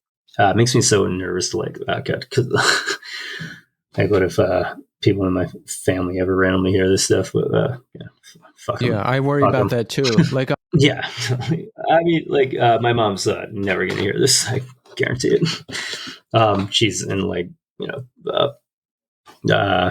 state housing and stuff. She's actually in a decent spot now. Got out of the projects now, and she's in like kind of like a community for like people her age, whatever the hell that means. Like she's in a decent spot. Still not going to drop any of this stuff on her. She knows some of it. We did talk about some of the stuff, like with certain people she would leave me with. I've told her about some of those things, and it was only when I was like really, really, I was hurting, and I did need to talk to her about some of the stuff. I've kept a lot like from her because I don't think she knows, but it's like, fuck, you should have known. Like these people were doing some terrible things to not just me, but like other people too, like her friends' kids, you know, and like, just, it's really wild. But yeah, so like mom is still in the picture, and that's like, she was out of the picture for like, I didn't talk to her for almost a decade. I kind of ran away from my entire family, but mostly realized like I was just trying to run away from like part of my dad's side of the family because there was so much pain on that side of the family. It was tough. My dad committed suicide when I was 7. So that was around when a lot of like other family members started popping up, and a lot of the sexual abuse shit started. Yeah, it was pretty wild. I'm sorry you had to go through all that. Yeah, same. I appreciate it. It's just sometimes it was the cards you're dealt. You don't really have, get to pick and choose what lunatics you're born to, unfortunately. No, not at all. Yep. So let's there's no easy way to segue out of this. Yeah. I'm like, so let's talk about what we've got coming up now. I get that a lot. I'm sorry. Yeah, There's it's okay. the dark sense of humor. Yeah, exactly that. Yeah. Is there anything coming up in the next couple months that we can talk about in terms of the band? Or I think this is coming. I think this is airing in late October. Okay. Yeah. I mean, we're playing Fest again this year. What else we have going on? I don't even know. I don't know if I can actually talk about it yet. Whatever. We have some like we're trying to set up like East Coast thing, West Coast thing, maybe a Midwest thing at some point. We're trying to just do more in 2025 because kind of like due to like life things happening, the back half of 2024 kind of like kept us from pushing the record as much as we wanted to. But we're trying to figure out things for 2025 to kind of treat it as like, okay, the record is actually out and we're going to like push this thing so that people will listen to it, you know? Trying to do like a UK thing, Euro thing. We're trying to get out there a lot more in 2025. Good. Well, if you end up in New York City, I will be there. All right, hell yeah. I'm willing to bet we will. Good. Good. Well, Quinn, this was great. Listen, I need you. We need you. Mm-hmm. The world needs you. And we need more from Love Letter. So keep doing what you're doing. And I look forward to seeing you again. And I want to say thank you so much for coming on the show. Oh, my pleasure. Keith, this is wonderful, honestly. Thanks for talking with me and honestly listening and I don't know, pulling some stuff out, you know, that doesn't typically come out. Felt very, I don't know, comfortable and I don't know. It's a good vibe. I appreciate you. Thank you.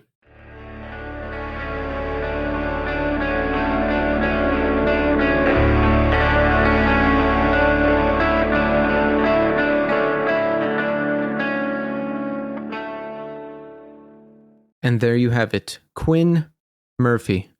Wow, very powerful conversation, and I'm glad Quinn came on the show. I've really grown to love letters since Everyone Wants Something Beautiful came out. It's such a powerful record, and hearing some of the stories direct from Quinn now just gives it a whole new depth. You know, just I still remember hearing Unhousing Projects for the first time, and Quinn detailing all these aspects about their life in that song, and then the music kicks up, and then those leads kick in, and it's so powerful, and I get the chills every time I hear it, and I got the same thing talking to Quinn, and I'm glad they were so forthcoming about everything they've been through. I found a lot of personal identification with things Quinn was talking about, you know, dealing with death at a young age, having to grow up too quickly, different things that we went through with our parents. You know, we haven't lived the same exact lives, but I did find a lot of identification in that conversation, and it was good to talk to somebody about all of that stuff. And I hope Quinn feels the same way. And I hope the things that we talked about can help anyone out there dealing with similar things. You know, as you heard me tell Quinn, I hear from people quite often who listen to the show and say that different things we talk about can help people. So I look forward to seeing Quinn again and hopefully seeing Love Letter again soon. So listen, if you haven't checked them out yet, what are you waiting for? Everyone Wants Something Beautiful is out there now, and I highly, highly recommend that record. Thank you so much, Quinn, for coming on the show. So let's check in. How are we doing? I am doing great. It's almost mid-October. I'm enjoying the weather. I'm enjoying everything. Everything is good. The show is good. Memory entry is good. We're about to ramp back up and start practicing and writing new songs again, so I'm excited about that. So what have I been up to? Okay, I went to see Light Tower, Common Sage, and Sparta at Market Hotel in Brooklyn the other week. Now, I've never been to Market Hotel. What an awesome venue. It's in a kind of a sketch part of town, but listen, that's fine. It's right by subway tracks, so hopefully that means it... All right, if it's in a sketch part of town and by subway tracks, maybe the venue will stay open for a long time, right? Gentrification maybe won't sweep it out, and because there's subway tracks, there'll be a lot of noise, so maybe there will be no noise complaints. I hope. Anyway, great venue. When you go to the venue, when you're upstairs, the band is playing on the stage, right? And behind them is this window that looks right out onto the subway platform. You see the J subway train coming and going as the band is playing. And you can see people on the subway platform peering in, looking at the bands playing. And it's just really cool. I want to play there one day. That would be cool. Anyway, Light Tower played. That's the band Chris Enriquez fronts, and my friend Justin plays keyboards in that band as well. I was blown away. If you haven't heard them, they've got a 3-song EP out. Check it out if you haven't heard it. The live sound was great. The guitar tone was great. Everything sounded big and thick, and Chris is a really good guitar player. You know, we know that he's an excellent drummer because he drums in every band ever, but he's also a great guitar player. He can do it all. It was really awesome to see them. And I went back and listened to the songs after that show. When the Mask Drops, that's the jam. That's the jam right there. So if you haven't heard Light Tower, make sure you do. And if you haven't seen them before, do it if you have the chance. Up next was Common Sage, whose name you might have heard by now. They just signed with Equal Vision Records. They've got a record coming out called Closer To. The record is great, and they were great live, too. You're going to be hearing a lot more about Common Sage once this record comes out, I'm sure. And look, if you've made it this far into the show, I'm going to give you a sneak preview of next week. Julian Rosen, guitar player and vocalist of Common Sage, will be next week's guest, okay? That's between me and you. Don't tell anybody. But Common Sage were great. After that, Sparta. Sparta are legendary to me. Jim Ward is a living legend to me. So it was awesome to see Sparta because I haven't seen them, I think, since the original Porcelain tour, way back in 2004.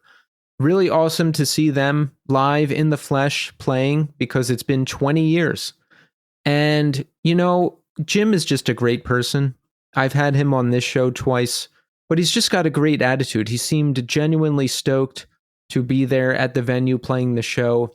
And at one point he said, you know, not everybody wants to be famous. Not everybody wants to be huge. You know, I'm just happy to be here playing and still doing this. And he just seems to have a genuine affinity for the music and the crowd and everything else. And, you know, they got there late. They weren't able to sound check. Some of the levels were off for some of the songs. And, you know, they messed up a couple times and they would just laugh it off and acknowledge it and move on. And it was just fun. They had a great attitude. Everybody was into it. So really great to see Sparta again. And I hope to have Jim back on the show at some point. So cool night, cool venue, good times. Another gig I went to this past weekend, Bane, Terror, and Stick to Your Guns at Brooklyn Monarch. Now, my dinner plans went later than expected, so I got there very late. But shout out to Hold My Own and Haywire and Cro-Mags, who I heard were all awesome. I got there during Stick to Your Guns, who I saw before at Furnace Fest, but it was awesome to see them on the show. I've had Jesse on the show before. Phenomenal live band. Awesome on record, too. Great set, Stick to Your Guns. Terror was up after that. It's been a while since I've seen Terror, and they have not slowed down one bit. Scott was awesome. The band was awesome. People were going off. It was just awesome in the best way possible. And Scott was wearing a Texas is the Reason shirt. So that only added to the awesomeness. After that, Bane, another band I have not seen in quite a while, and another band that has not slowed down at all. I mean, again, the crowd was just really into it. Positive vibes, good times, everyone having a good time. I'm glad that they're back, and I'm really glad I went to this show. I didn't even realize it was happening, and my friend had an extra ticket, and then my other friend was like, oh, you must be going because Terror is playing. And I was like, what? Terror is playing what? Then I realized, oh, they're playing the Bane show, and I'm going. So nice timing there, because I just had Scott on the show. And I did see Tom Sheehan from Indecision. Got to say hi to him. That was good. I did get to say hi to Scott. That was good. And I saw Sal Ellington from Rebuilder, who's been on the show. He was selling merch for Bane, so I got to say hi to him. Who else did I see? Oh, Zach from Bane got to say hi to him too. He's been on the show.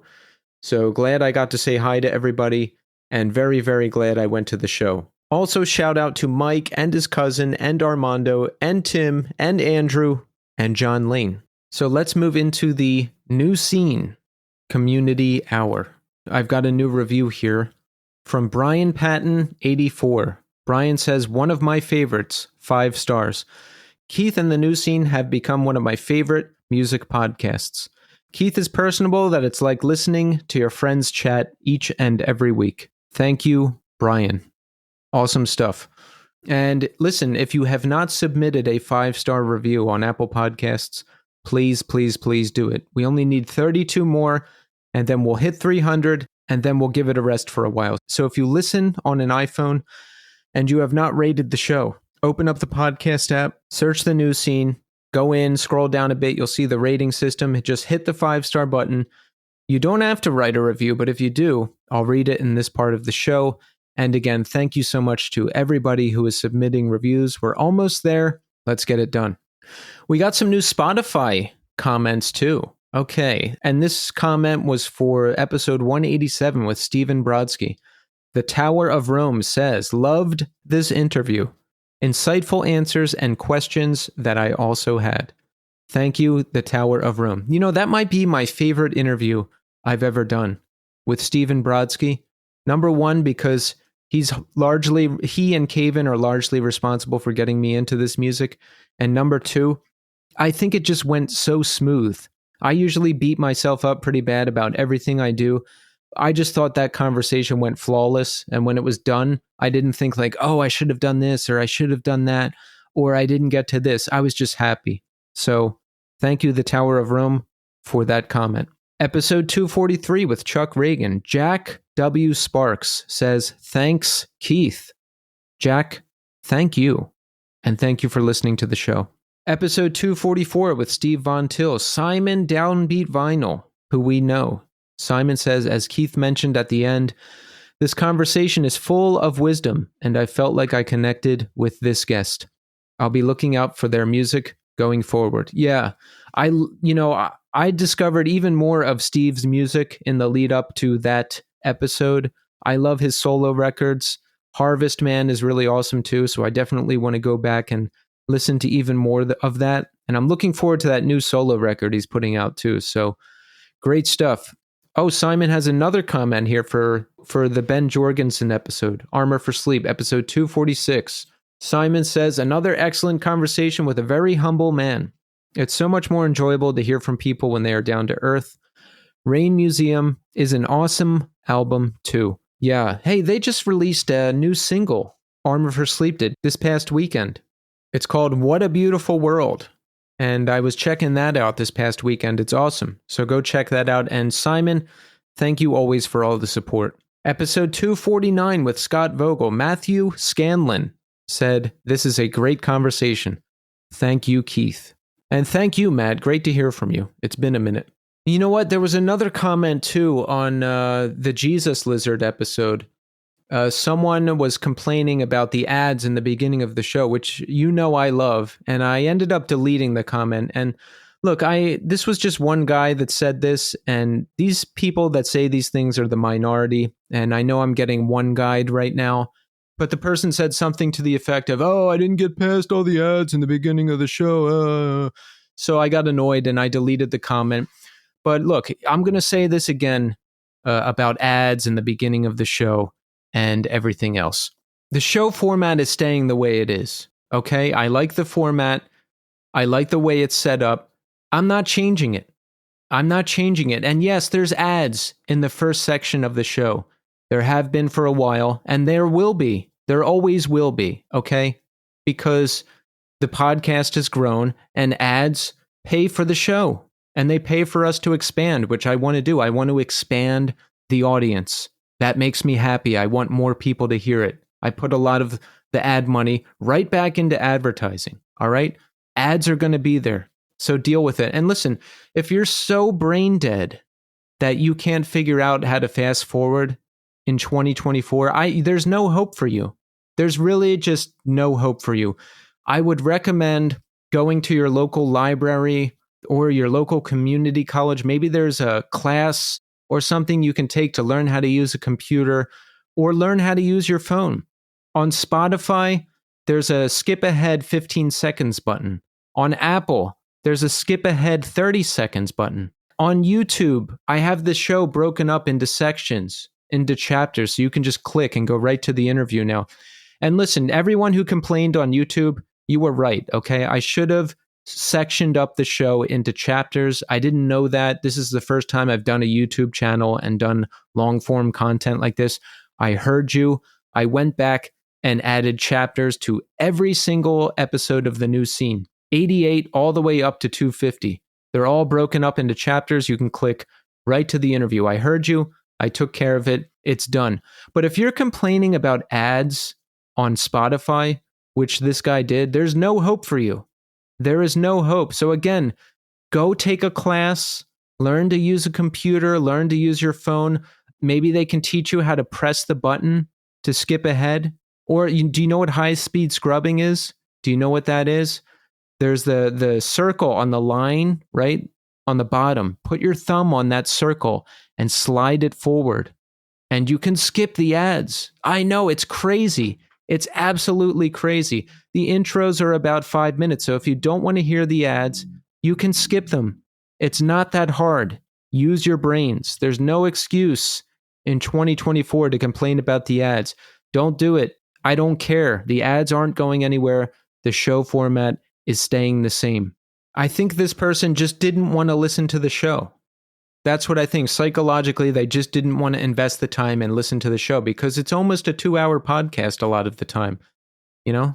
So I think maybe they just heard the ads and said, I can't invest the time. I can't do it. So let me find a ridiculous reason to say that I can't listen to it, to justify it to myself psychologically. Maybe that's what's going on. I don't know. And by the way, do you listen to any other content out there? Like what podcast just starts and they're instantly into the interview? What show does that? No show does that. If a show does that, it's bad, okay? When I listen to This American Life, it starts with ads. It starts right away with ads. And then it goes into the intro with Ira Glass. And then he explains, the story and sets it all up. And then it goes into the segment. And then in the middle of the segment, there's more ads. Okay, when you listen to the Howard Stern show, there's bumpers in the beginning where they play song parodies and clips from the show and all that stuff. And then there's the intro music. And then the show starts. And then there's a lot of lead up before you get to the guest, if there is one. You don't just start the show and then you're right into the interview. Nobody does that. So I just get irritated when people don't seem to comprehend how content works. Maybe there is a podcast out there where, I don't know, it starts and they're instantly into the interview, but professional shows don't do that.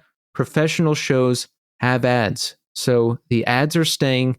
And on top of that, with the exception of one campaign that we've run, we've only ever had one sponsor per show. And the sponsors are mostly record labels. I don't do cringe stuff like mattresses or cream that you put on weird parts of your body or socks or shaving stuff or whatever the hell everybody else is advertising. We mostly work with record labels because we care about the content of the show. We care about everything from who we're talking to this part of the show, to the advertisers. We want it to flow nicely. We want it to present nicely. Who doesn't want to hear from record labels? I discover a lot of good bands from that stuff. But if you don't want to hear it, again, it's so easy to skip over. There's certain podcasts I listen to. I know how many times to press that button to get right to the part I want to get to it. Teach yourself, train yourself, educate yourself. I know you can do it. All right, that's it. I'm done. I'm not going to respond to any more ad stuff again because I don't want this to become a thing. But listen, everybody out there who supports the show, who tells other people about the show, the new listeners, the people who have been there for a while, I really appreciate you. Let's keep this thing going. Let's keep this thing growing. All right, so I'm going to end the show with the new single from my friends in Hey Thanks. It's called Forward. I love the direction the band is going. This is a great song for fall weather, which we're in right now. Check it out. I'll add it to the New Scene 2024 Spotify playlist. You can hear all the music associated with the show for this year on that playlist. I'm back next week, and I'll see you then.